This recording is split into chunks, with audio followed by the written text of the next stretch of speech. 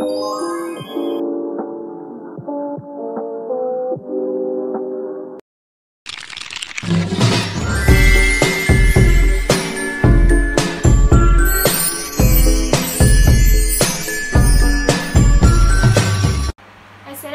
warahmatullahi wabarakatuh.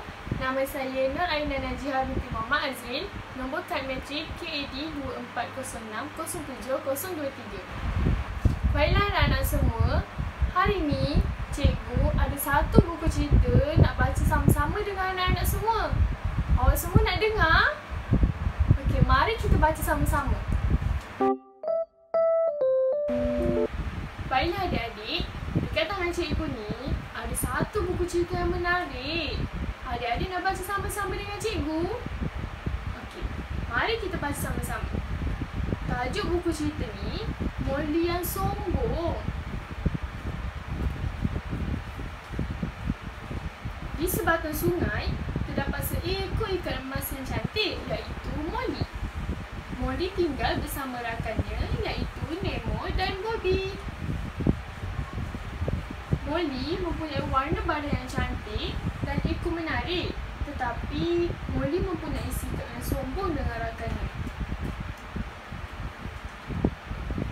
Bobby hendak bermain dengan Molly, akan tetapi Molly tidak mahu dan berkata, "Aku tidak mahu kerana badan kita berbeza." "Badan kamu tidak cantik sepertiku," kata si Molly. "Kamu sungguh sombong, Molly," kata Nemo dan Bobby. Pada suatu hari, Molly berenang seorang diri di sungai. Tiba-tiba, Molly termasuk ke dalam jala milik nelayan. "Tolong! Tolong!" jerit Molly meminta tolong.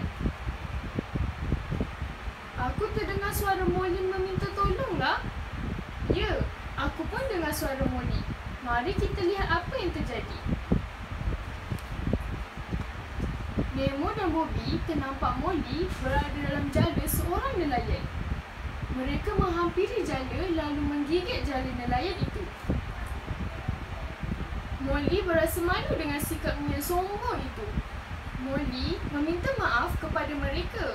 Akhirnya, Molly, Nemo dan Bobby menjadi kawan baik. Tamat. Baiklah adik-adik, moral buku cerita yang cikgu ceritakan sebentar tadi ialah janganlah kita bersikap sombong terhadap orang lain, kerana apa yang kita miliki itu tak semestinya ada dan disukai orang ramai. Jadi, adik-adik di luar sana jangan sikap sombong tahu dengan orang lain, sebab kalau adik-adik sombong dengan orang lain, adik-adik tak ada kawan, nanti orang tak suka. Jadi, kita kena sentiasa baik dengan semua orang. Terima kasih.